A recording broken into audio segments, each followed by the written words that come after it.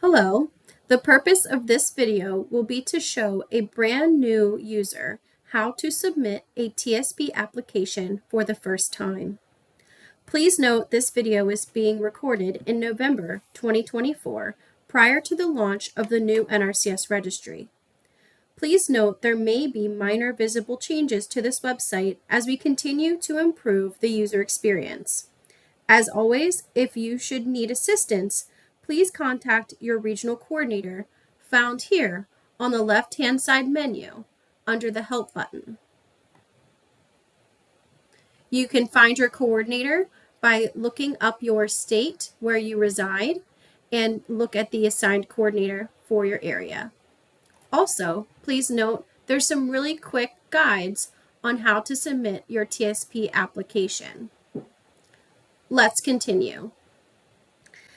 The screen you see in front of you is the landing page when you log in for the very first time into NRCS Registry if you have never logged in previously.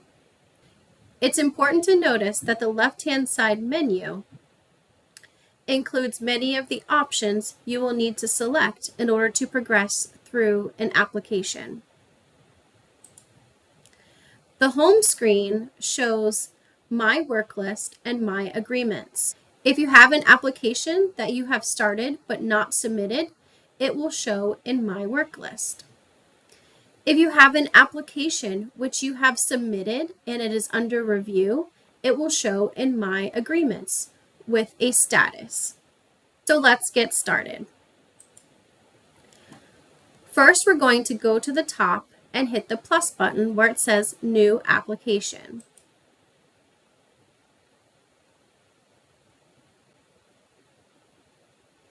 You'll notice it lands us on the orientation screen. It's important to know that we progress through the application by going down the left-hand side menu. For instance, I'm in a user test right now, so there's no name, phone number, email, or address. Let's edit this first before we start our application.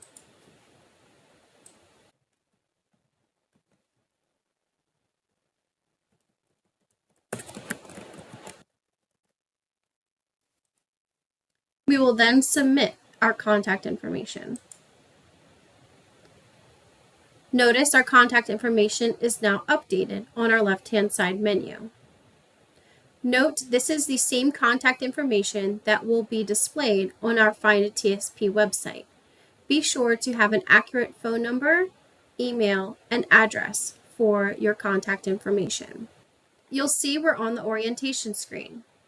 Let's get started by going to the right-hand side of the screen and hit Add Orientation using the plus sign.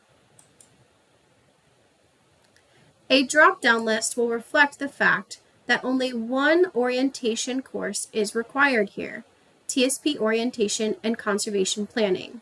This also encompasses the old Electronic Field Office Technical Guide course, which used to be separate, but now is included in the TSP Orientation and Conservation Planning course.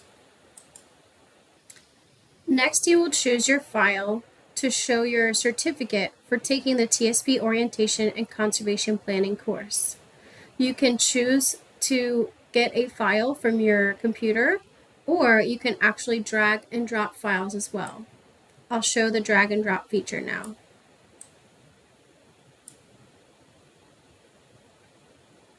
You'll see the certificate shows here, and we'll hit Submit. You can see that the status for orientation now shows completed.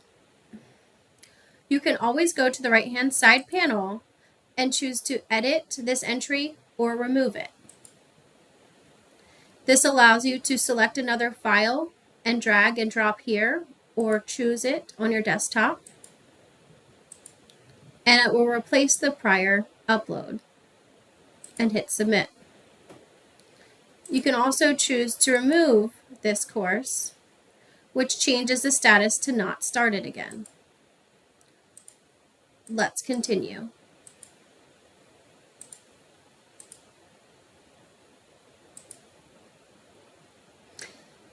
This section is now completed. As you can see, the status at the top next to the orientation shows completed. Now we'll go back to our left-hand side menu and select Locations. This is where you choose the location for which you would like to provide service. You can see no locations are chosen yet.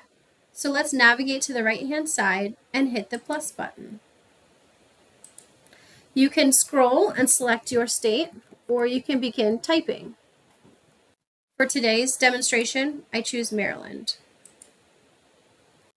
You can also add multiple states at one time or separately. If you accidentally choose a state that you would like to remove, you simply go to the three dots and hit Remove Location.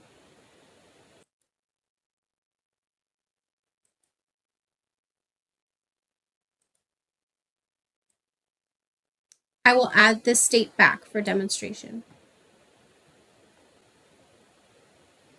Now we have chosen our two locations for which we would like to provide technical service to.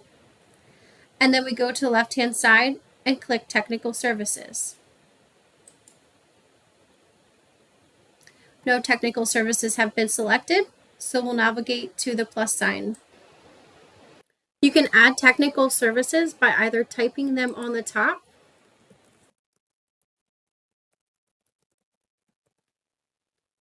and you can hit enter for a quicker response. Add them here.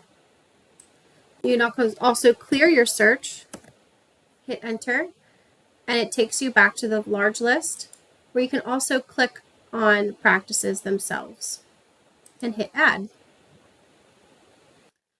You'll see we have two practices that we've selected.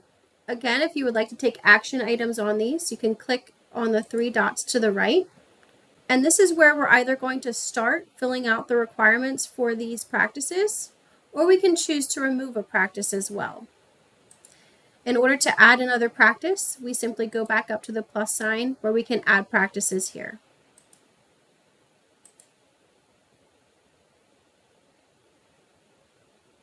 And I'll also show that we can remove them. So let's get started with our items that we would like to become certified in. We click on the three buttons and hit Start. Notice that we would like to be certified for access road. There are two qualification options. Only one needs to be selected. If we have a professional engineer's license, we could go this route. If we would like to go the avenue of a bachelor's or higher degree in engineering or engineering technology, plus 4 years experience, we can go this route. For this demonstration, I'll select the professional engineer's license. I select it and hit continue. Notice the status is not started. On this page, you must choose the locations for which you would like to provide the practice. You can choose one or both states. For this, perhaps I choose I only have a professional engineers in Maryland. Notice that my status has moved to in progress. If you should ever have questions about each section, notice that the little I has more information. You can click on that for a better explanation of this section. Next, we'll move down to the credentials. We need to provide the credentials for all the requirements for this certification qualification option in order to complete this portion of the application. We must acknowledge whether Maryland has any additional state-level requirements. These state-level requirements are posted on our national TSP website. I visited our national website and conclude that Maryland does not have any additional state-level requirements for this practice. And I hit submit.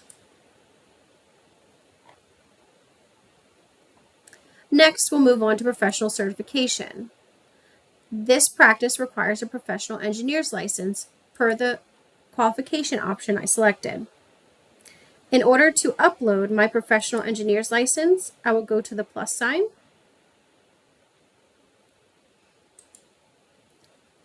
I will select state or licensing agency.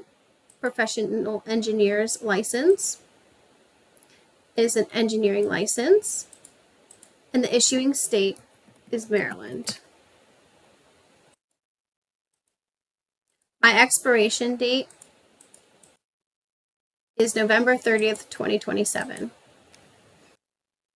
I will now upload my certificate.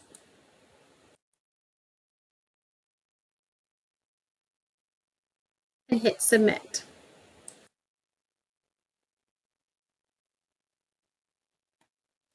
If I scroll back up to the top, I can see that I've completed all the requirements for this practice and choose to continue. As you can see, I've completed all of the requirements for Access Road. I've made the decision that's the only practice I'd like to become certified in. I'll now remove Forest Management Plan. Up next, I'm going to look at my application summary. This shows, at this particular time, the documents that were utilized for this application. I can look at this credential and see what was posted to make sure that I uploaded the correct documents with the right information prior to submitting. The last step is the pending signature agreement. Before you sign, please review the agreement and the civil rights links below. The agreement is in draft form and provides all of the information necessary to review prior to signing. If you were to scroll to the last page of the agreement, you will see a summary of the practices and documents submitted during this application. Continue scrolling. Once reviewed, click Sign Agreement and Submit Application. There is a confirmation statement and a self-certification statement that must be read and understood prior to checking. Once this has been completed, please click Sign and Submit My Application. You will notice at the top of the screen it says My Application TSP 24-50058 has been submitted and will be locked while in review. The review process can take up to 60 days. Notice that the application number is always the same as the given TSP number. You will see now that I do not have any items in my work list, as we went entirely through the whole application in one sitting. If I were to have exited my application and not submitted, it would remain in my work list. Due to the fact we've submitted the application, it is pending, ready for review. We do not have an agreement until it's actually completed. If I should choose, some actions I can take on this application are to view the application, which simply shows our contact information and application summary, and we can view our agreement as well.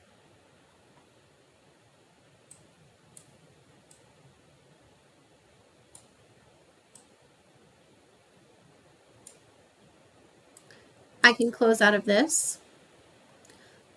I can also edit my agreement if I should choose. Please notice if you do edit your agreement after it's been submitted, you will need to make any of your edits necessary and resubmit in order to get back in the queue for approval. This concludes a demonstration of how to submit a new application.